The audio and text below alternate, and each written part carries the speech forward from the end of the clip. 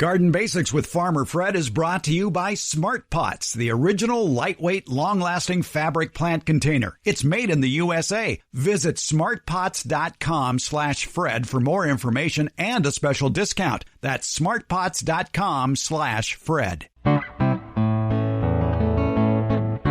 Welcome to the Garden Basics with Farmer Fred podcast. If you're just a beginning gardener or you want good gardening information, well, you've come to the right spot. Well, since the name of the show is Garden Basics, let's cover something that's basic, but it's not necessarily easy or successful. Today, America's favorite retired college horticultural professor, Debbie Flower, and I walk you step by step on the topic of how to repot a plant.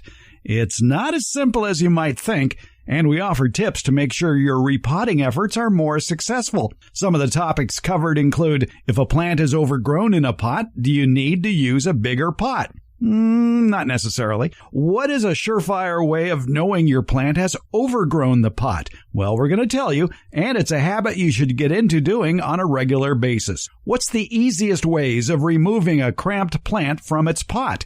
Debbie has a serious tool for the job. It's a garden implement that no gardener should be without. Do you need to use new potting soil when repotting?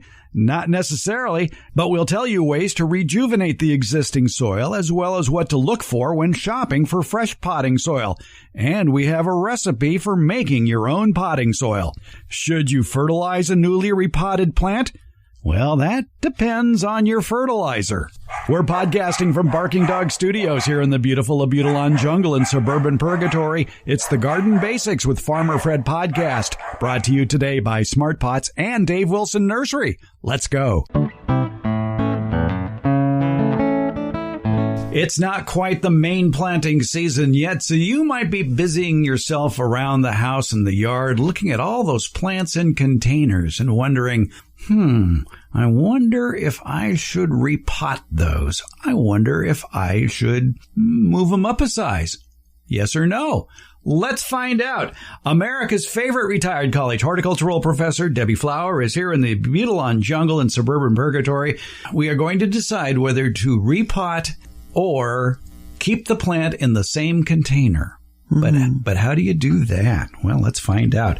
So, Debbie, I think a good habit for a lot of people to get into, if they have any container plants, is to occasionally look at the bottom and see if there are roots coming out. Yes, roots often go right to the bottom and even come out the bottom, especially if you have them in a container that holds some moisture down there.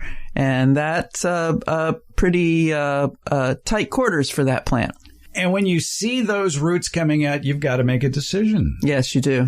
Do you want to put it in a bigger pot? Do you like the plant? Do you want to save it? But you definitely don't want to leave it the way it is. You don't want a pot where the drainage holes are clogged. Right. And if the drainage holes are clogged, the rest of the pot is probably pretty full of roots, and that plant's growth into the future will be limited because of the lack of other media and space in that container.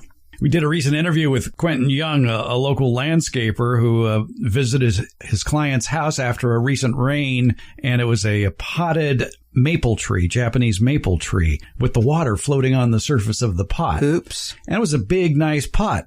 And he turned over the pot, and all the drain holes, which was actually one big drain hole, was completely clogged by a huge root. Wow. That plant's been in there a while. He said it took a Sawzall to get it out of there. But that is something to do to make sure that your plants aren't anchored into the soil by the roots. Right.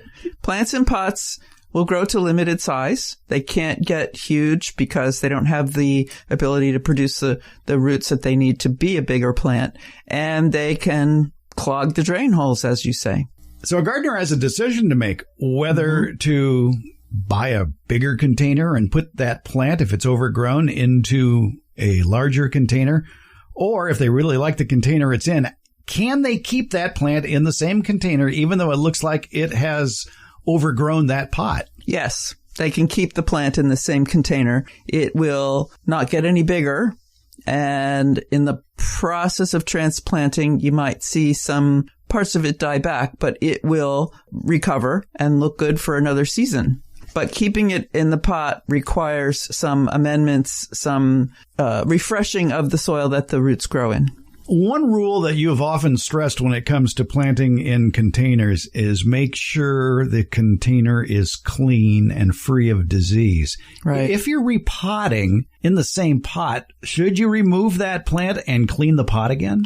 If there's no sign of disease, I wouldn't worry about that. That's a good thing. And then it's just a matter of trying to jam it back in if you want to save the pot. Right. So first you want to get the plant out. And that's not always the easiest thing. I find with terracotta pots that are not sealed on the inside, the roots actually sort of adhere to the terracotta on the inside of the pot. I've seen actual sort of layers of fine roots all up against the pot. So I take a sharp tool. A hori-hori is my favorite tool for this, which is a Japanese tool, kind of sword-shaped but short, 6 to 8 inches long. It has a very nice set of teeth on one side of that sword. And jam it down the side of the pot and go around the pot, sawing basically between the pot and the root ball. That's a good use for a hori-hori knife. It is. Perfectly suited for that. Yes. Yeah. So you've got the plant free then, and you've probably turned the pot over and somehow managed to free the roots of if they were coming through the drain holes too. Sometimes you got to stick the tip of that hori-hori in that drain hole and go around it as well. If roots have come out of the drain hole, I cut them off.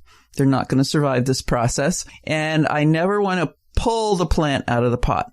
When you pull on a plant, you're stressing the roots coming out of the base of the plant, and they can snap and break, and you can do extra root damage. I try to pour the plant out of the pot. Turn it on its side, as you said. If it's a plastic pot, it's easier because you can push on the pot and smash that root ball a little bit and get it away from the sides of the container. With a more rigid pot, you really have to work it with the tool. If the hori-hori blade is not deep enough, you may have to lay it on its side, and that hopefully will cause the root ball to pull away from the up side of the pot, and you can get in there with maybe a longer tool, a long screwdriver or some other kind of tool, or your hand in the hori-hori and get it loose. Sometimes if it's a plastic pot, you could probably just put the pot on its side and sort of push it, turn it, push it. Step on it. Turn it. You won't step it. I've done that. I was being kind.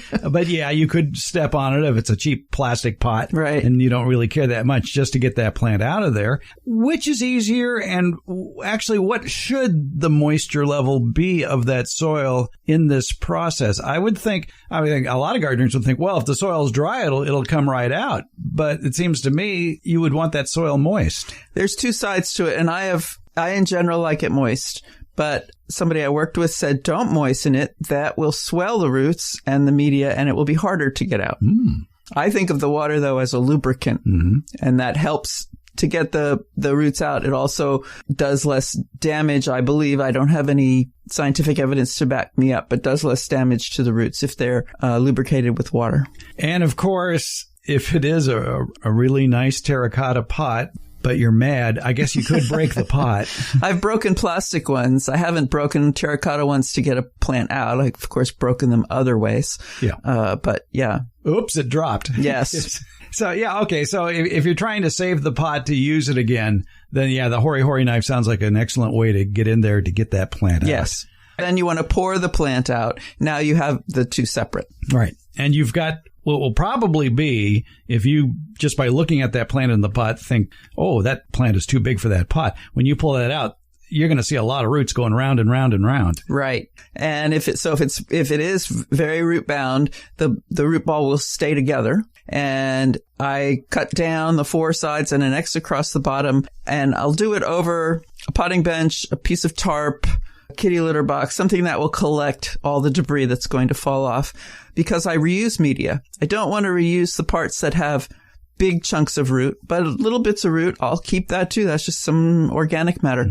And by cutting that outside, most of your roots are going to be on the outside and most of your feeder roots are going to be outside, and that root ball may start to fall apart. And then that's helpful actually to get it back into that pot if it's going to be the same size pot. How deep are you making the cuts on the side of the root ball? It can vary. There are all kinds of different ways to do it. I don't go very deep. quarter, half inch on the sides, and the X across the bottom. If it's super, super, super root bound, all I'm seeing are roots, I might cut the bottom off. Might cut an inch or two off the bottom. I might butterfly it, which means cut up the middle of the root ball, but I don't go all the way to the plant. I'll go maybe 2/3 of the way or 3/4 of the way from the bottom up to the base of the plant. I do that more for putting it in the ground, but you can spread out the roots then. Okay, yeah. If you're going to a bigger pot, you might be able to do that. Right. But that brings up a very good question. How big a pot should you go to when you're going to a bigger pot? The rule of thumb is an inch greater diameter than what it's in already. The diameter at the top or the bottom? The diameter at the top. Okay. So that's the distance across from one side to the other side on the inside. That allows you, if you're going to a bigger pot, allows you to add new media around the outside. If it's deeper, you want to hold the old plant over the new container. You want to leave headroom, it's called, half inch, maybe as much as an inch between the top of the media the plant is in and the top of the pot, and hold it with one hand and fill it with the other hand with the roots dangling down. If the roots dangle down and then lay on the bottom of the pot, the roots are too long. You want to go in with a sharp tool. I actually keep a scissor in my gardening tools and cut those roots off. You don't want them to turn corners. That's not helpful to the plant. How quickly does a plant put on new roots when it's been cut like that? Well, the part that's critical for the plant is the root hairs. That's extensions of cells at the tips of the root, and they're the only place in the root system that water and nutrition is drawn up in the roots. I should say that's the only place in the root system where water and nutrients enter from outside the roots into the roots. Then they get into the roots and travel up to the plant from there. And those it varies, but 2 to 3 days for new root hairs to form. And so that plant needs to be protected for 2 to 3 days from sun and wind are the two baddies, because they're the things that are going to cause the plant to try to give off water, evaporate water from inside the plant to regulate its own temperature. And if it doesn't have root hairs, it can't do that. It sounds like water is pretty important in this whole repotting process. So I would imagine that the media that you're adding, which you talk about a double scenic bypass, we have to decide on, okay, what are you going to use to add to that soil? What sort of potting mix or potting soil or ingredient do you add? And how moist should it be? I want the media, if I'm going to keep this in a container, I want container media. And hopefully the plant I just took out of the pot is rooted into container media. So container media is soil-less mix. It's a classic recipe is peat moss, perlite, and vermiculite in a 1:1:1 ratio, with some slow-release nutrients can be added. You have recipes on your website that are very useful. Cornell University has an older publication. It's very classic, and it's taught in all the horticulture schools as the container media to use. And then people have modified those media to be specific to the plant you're planting. If it's a plant that loves water, you're going to have more of the peat component. You're going to use what's local.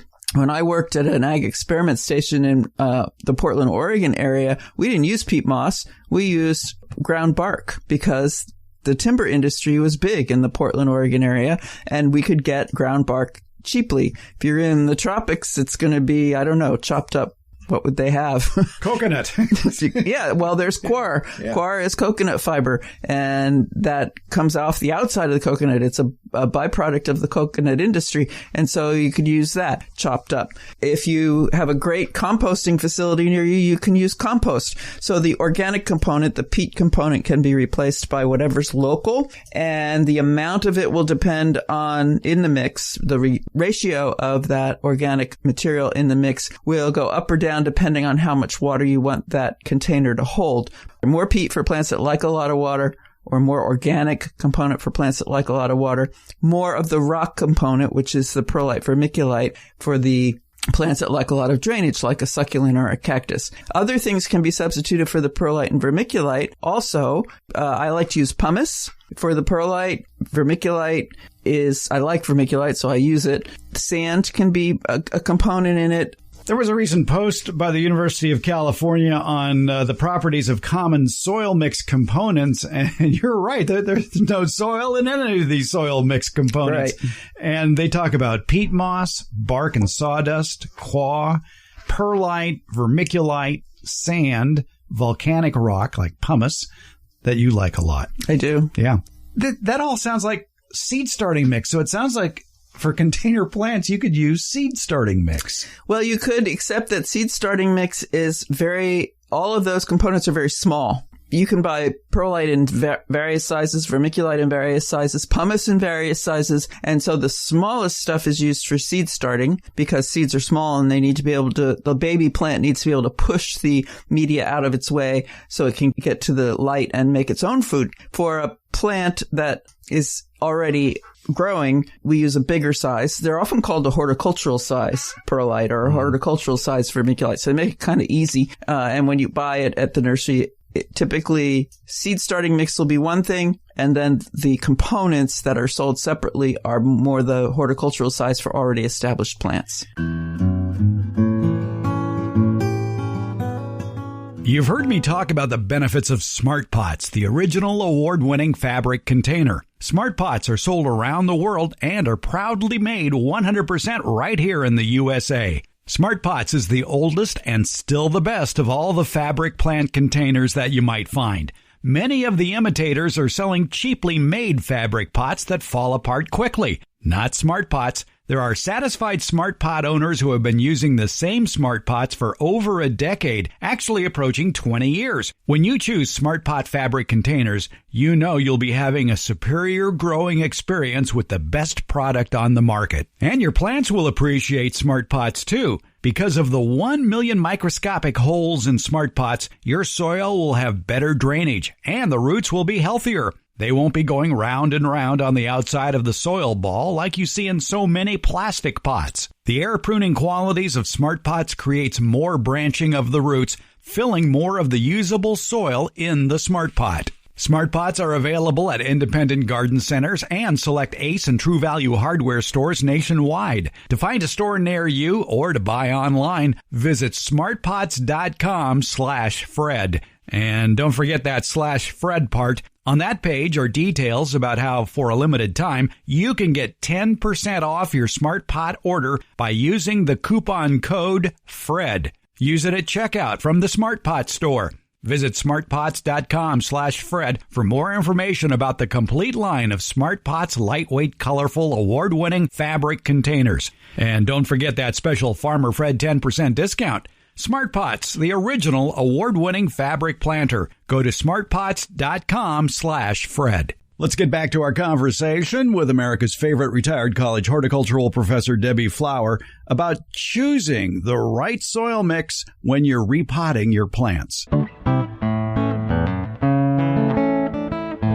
The University of California, being a university, of course, has a exact criteria for what the physical properties of selected media should be. And they include total porosity, and the percentage of that should be equal to or greater than 50%, water holding capacity equal to or greater than 40%, air volume equal to or greater than 10%, and weight should be less than 0.75 grams per cubic centimeter. Well, I've done labs when I was in graduate school and undergraduate school where we measured those things, but it's not something somebody at home is going to measure. So the pre-created recipes are very useful. I do buy container media. You look at all those bags at your local garden center and read what's on the bags, and some will say for containers. Mm-hmm. And I look at those, and I'll buy some of those. I always amend them. I always think they don't have enough of the rock component. And that would be for air porosity? Air porosity and water porosity. Okay. They do have the UC mix that we've been alluding to, which is a 1-to-1-to-1 ratio of sand, redwood shavings. There's your California component. Yes. And peat moss. But you're kind of particular about sand, too. You got to be careful what you get. Yeah, it needs to be horticultural sand. Builder's sand from a hardware store is usable as well. Sand, of all the components of a garden soil, sand, silt, and clay, sand has the greatest range in size. And if you put particles of big range of size together, you block up your pores. So your total porosity, which the UC says should be greater than or equal to 50%, goes down. So you want sand that has been sized. So the sizes of the sand have been separated and washed, because sand typically exists near salt water, and you don't want that salt. Ah, yes. Yeah, it talks about in this article, freedom from toxicity, salts, pests, and pathogens. Which is why the field soil in your garden is not recommended to be used in a container, because it has many, many sizes, and so it tends to not have enough porosity. So the small particles nestle around the big particles, and there aren't any nice holes for air and water to travel through. That's one reason. Another reason is you've got insects and weed seeds and potential diseases in that media. So before there was a big industry, and we're talking way back in, I don't know, the 1700s maybe, but before there was a big industry in peat, perlite, vermiculite, that sort of stuff that we can easily buy now, media from the garden was used, but it was sterilized. And you can still do that. I've been places where there are sterilizers for media. When you put field soil in, you sterilize it. You can look up recipes. You can do it in the oven. It stinks. So you have your outdoor kitchen pizza oven. Right. And you have to use a lot of energy to sterilize it. You have to heat it up. Some of these components like perlite and vermiculite are heated up before they're bagged and we buy them. And so what's your carbon footprint on either side of this? Somebody else can calculate that. For me, I'm not going to do it, but it was used. And then there are soil sieves. If you've been in a soil lab, they're basically screens of different sizes so that you can get different sizes of media and separate them out and choose the ones you want for your container. So that was done hundreds of years ago, before the industry created the wonderful conveniences we have now. Many of the gardeners listening, I'm sure, have either a compost pile or a vermicomposting system where worms are making some very fine worm castings for them. Can you add compost or worm castings to a container mix? You can, if it's been a hot compost, which means it's gotten up to 140 degrees and stayed there for a number of hours. That kills the bad stuff in it. And then typically it should be sized. When I worked at Sierra College, we had a table with a hole cut in it, big enough, just about the size of a big garbage can. The whole diameter of the hole was the diameter of the top of the big garbage can. So we put a big garbage can under the table and put the peat moss, which we'd buy in bulk, on the table, and then shove it over to the hole. And the hole had a 1/2-inch screen in it. And we'd just push the peat moss through that. So if I were using my own compost, I would do the same thing. Yeah, you can buy those online. There are some garden supply companies that sell, you almost look like a miner panning for gold. They're usually 12-inch square plastic containers about 3 inches deep or so. And on the bottom, you have your choice of mesh. It could be a 1/4 inch or a 1/2 inch. 1/2 inch is recommended for not seed starting, but for other plants in containers. And then 1/4 inch for seed starting, probably. Yes. Okay. And so that's one way to do it too. Right. If you want to add something. Yeah. So like finished compost is generally a fairly fine product. It is, especially if you buy it. Yeah. Yeah. And everything's broken down. In finished compost, you shouldn't recognize plant parts. You shouldn't be able to see a leaf or a stem or a seed or anything. It should just look like stuff. Yeah. The most perfect soil you could find. Yes. And smell good. Now, the one downside that you've often mentioned about using organic components like compost or worm castings is they will break down and the volume level will shrink in that container. Yes. And so if you had a plant in a container all last year, let's say, and you're getting ready for spring, growth on plants is going to explode as conditions for growing get better and better as we get into spring. And that's when, hopefully the plant can put on new roots and has the ability to absorb nutrients and water. When you go to look at that plant that was in a container all last year, it has probably dropped much lower than you remember it when you put it out last year. And that's because the organic component has broken down. And so part of what we're trying to do by refreshing the plant when we take it out of the pot, refreshing the media, is adding media that has more porosity to it. If we're reusing the container we've taken the plant out of the container, we've cut the roots, hopefully knocked off some of the existing media, then we're going to use other media that has more porosity in it. And so that's going to be the organic matter that hasn't broken down, as well as the rock component that doesn't break down but provides porosity. And we're going to put that maybe a little bit under the plant we're putting back in the same pot, and then around the plant we're putting back in the same pot. So the exterior of the root ball, which is really where the root growth is happening, will have better texture.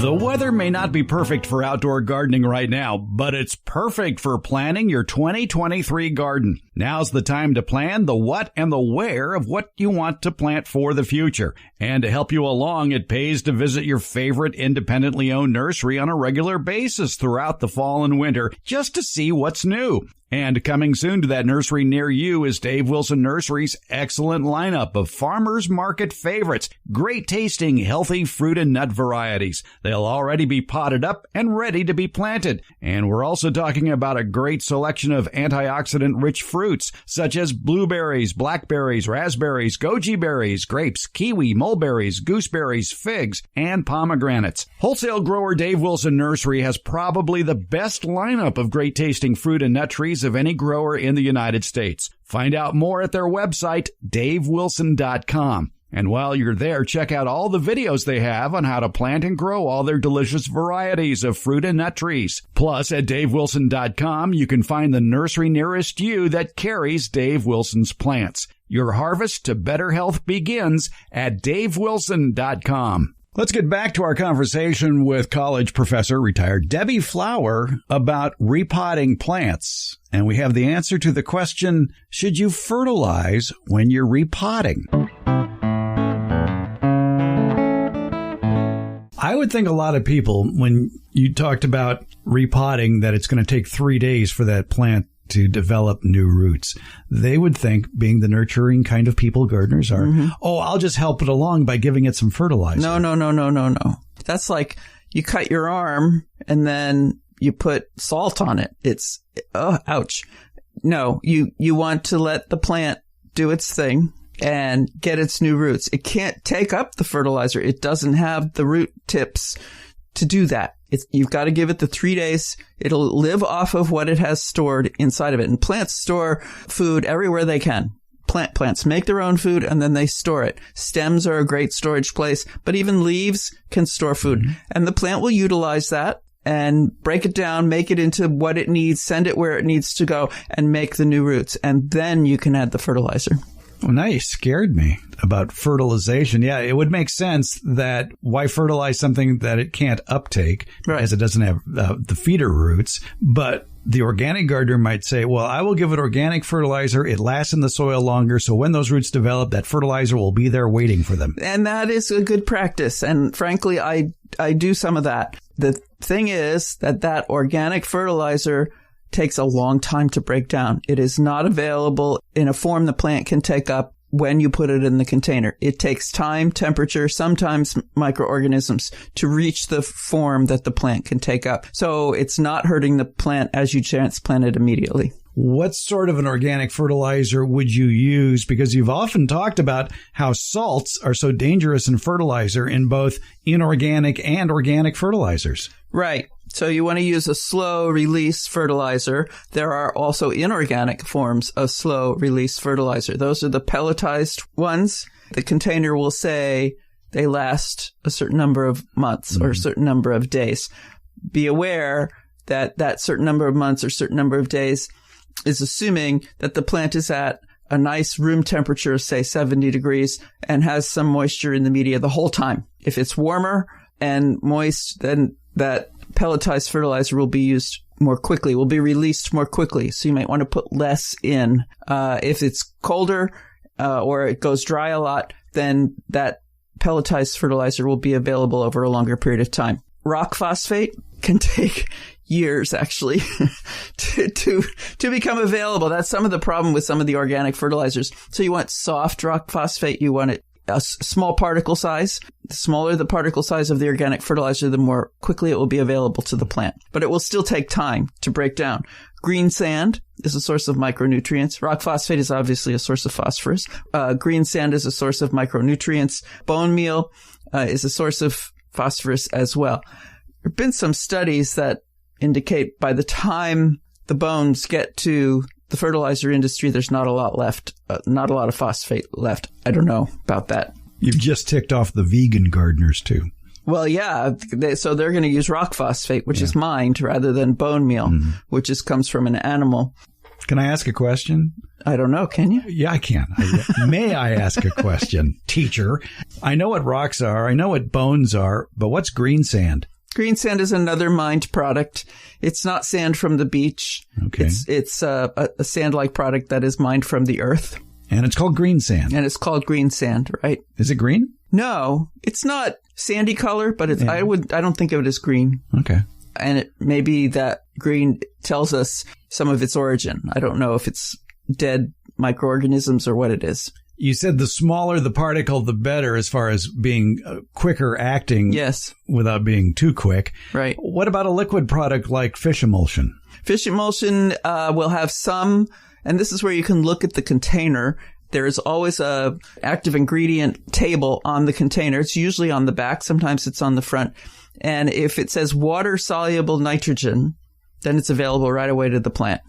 And if you look at a fish emulsion container, number one, the analysis is so very low that chances of harming the plant are very minimal. And if you look at the active ingredient table, the percent of water-soluble nitrogen is even lower. It will provide some nitrogen immediately, but not enough that it will hurt the plant.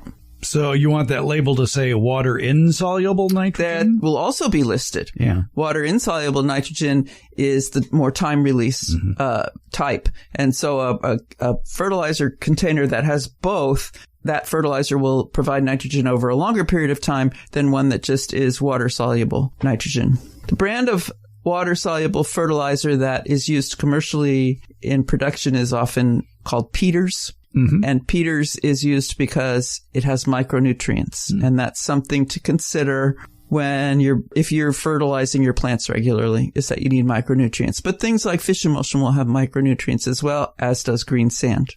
All right.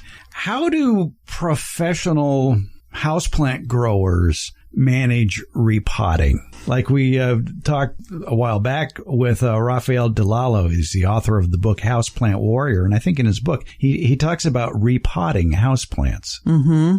I was hoping you would remember what he said. I don't remember what he said. You could open the book and read it. Well, he talks about, let's see. I've marked some stuff in his book. Judging soil moisture. I don't think I marked repotting. Oh, okay. Well, you got it right there at the bottom. Steps to repotting. Remove the plant from the pot. It's just what we said. Squeeze the pot around the perimeter and slowly pull the plant out. I would pour it out, tip the pot over, grasp the plant at the base.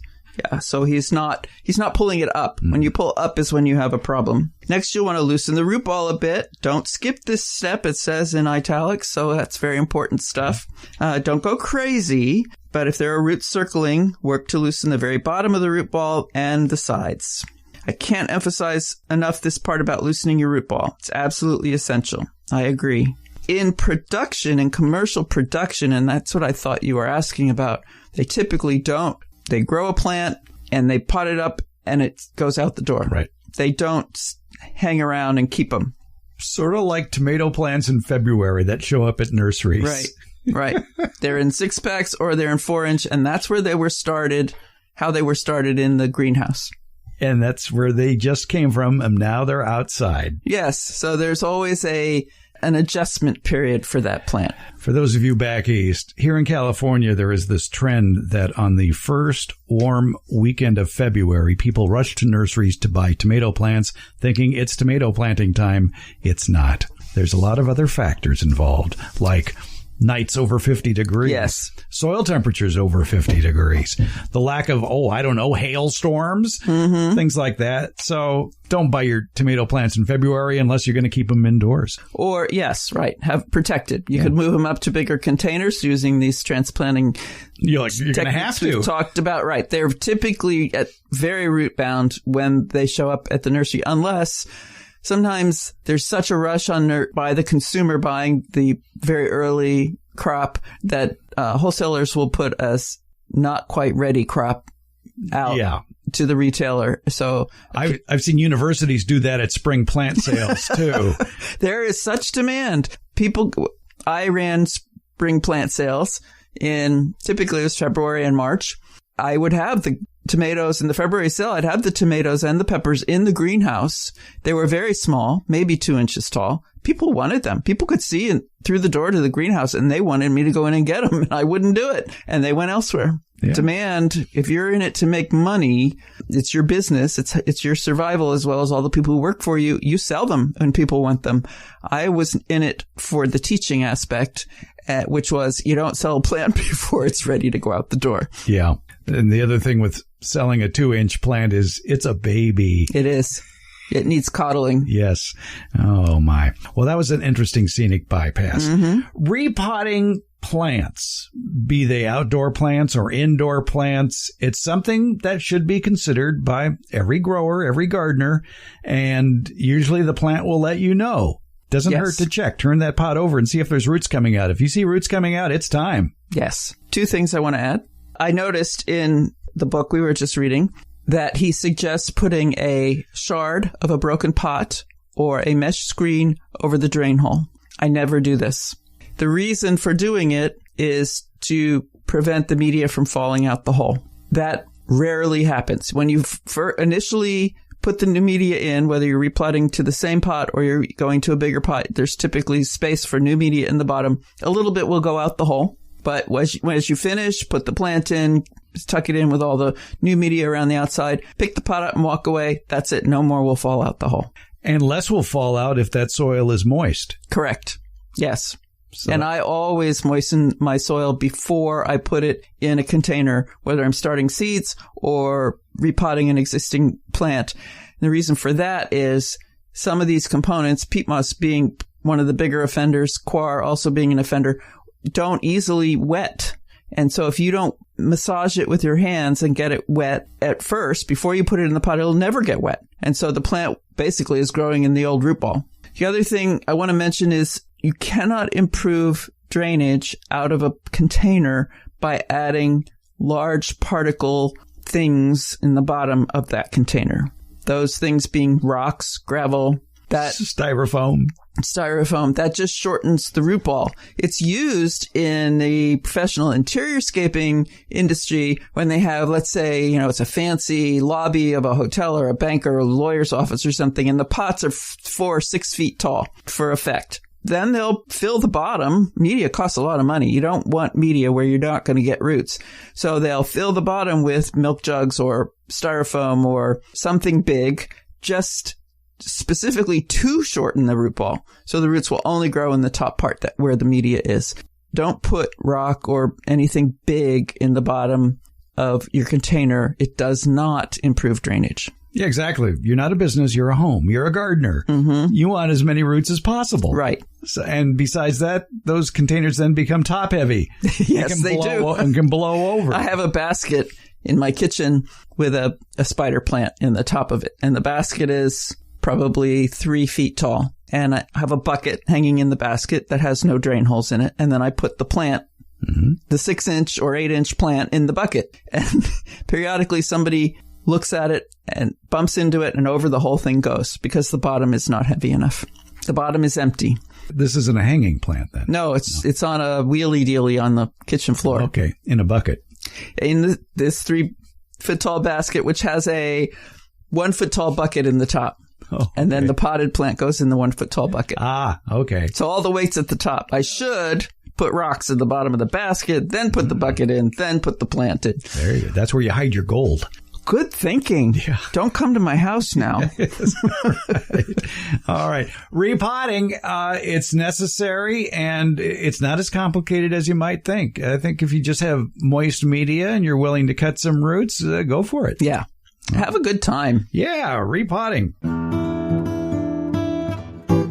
You know, I think we may have taken one too many scenic bypasses in our chat with Debbie about repotting plants. Somehow we managed to skip over how to use your existing old potting soil that might be hanging around in pots behind the garage or wherever the yellow jackets in your yard like to build nests. So even though we touched on some aspects of reusing old potting soil in our conversation today, especially what sort of additives it may need in order to be replenished, here from episode 172 of the Garden Basics podcast entitled Old Potting Soil is Your Friend is an excerpt discussing in more detail what that old potting soil needs to be as good as new again.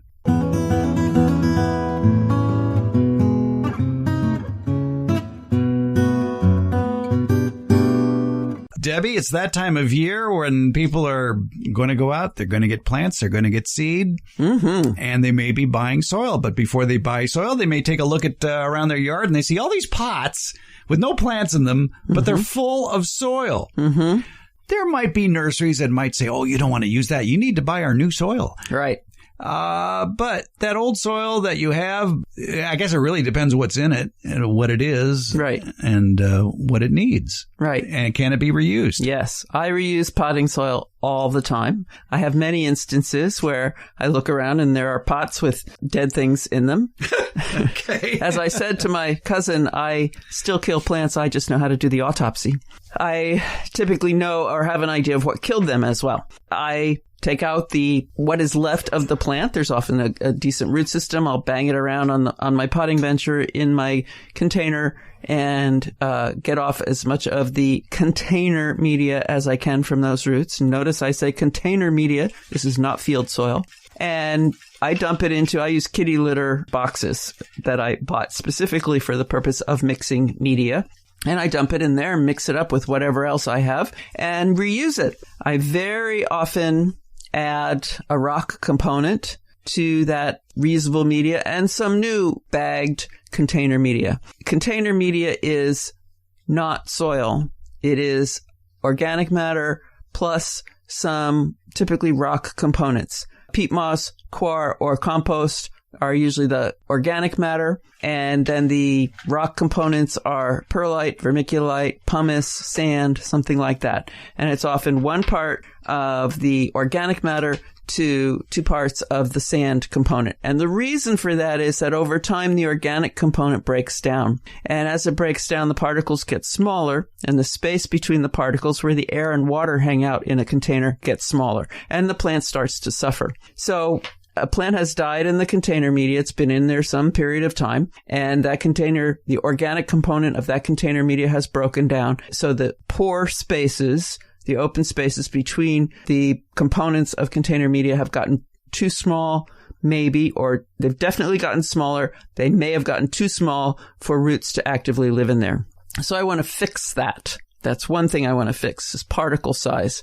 So I do that by adding some new media from a bag and some usually more rock component.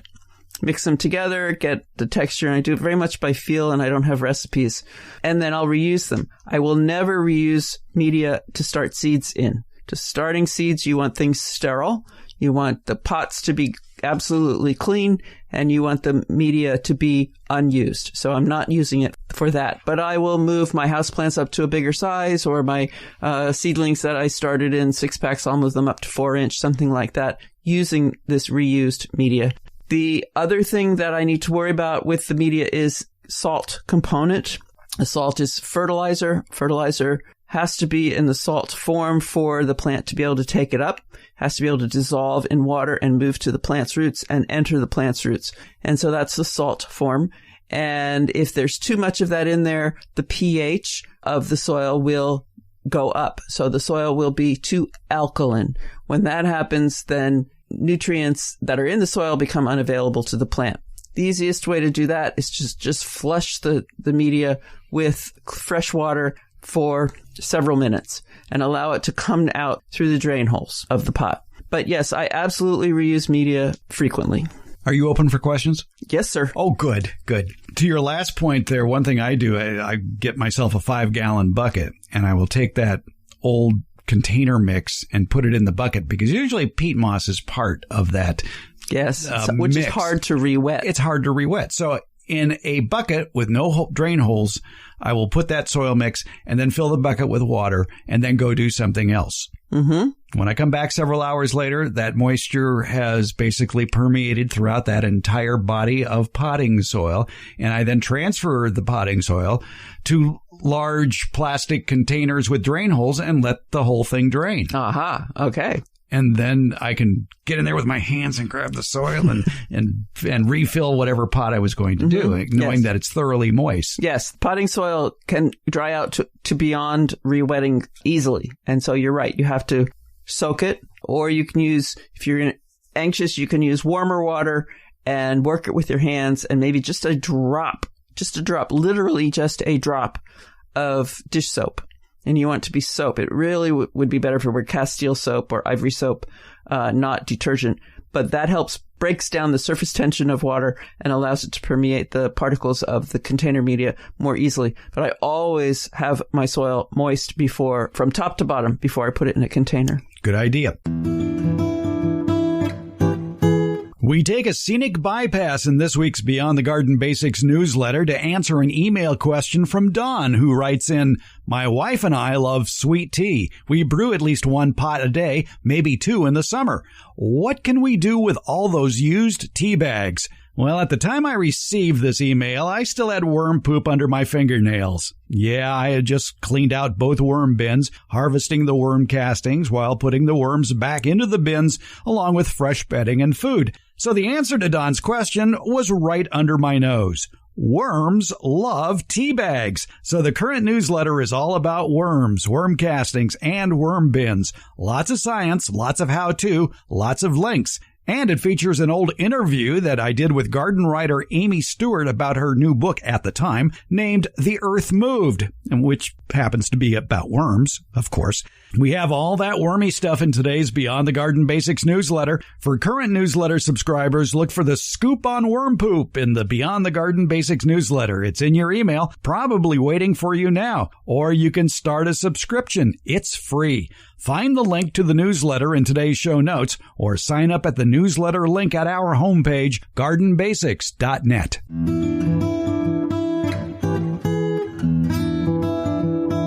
The Garden Basics with Farmer Fred podcast comes out once a week on Fridays. Plus, the newsletter podcast that comes with the Beyond the Garden Basics newsletter continues, and that will also be released on Fridays. Both are free, and they're brought to you by Smart Pots and Dave Wilson Nursery. The Garden Basics podcast is available wherever podcasts are handed out, and that includes our homepage, gardenbasics.net. And that's where you can also sign up for the Beyond the Garden Basics newsletter and podcast. That's gardenbasics.net, or you can use the links in today's show notes. And thank you so much for listening.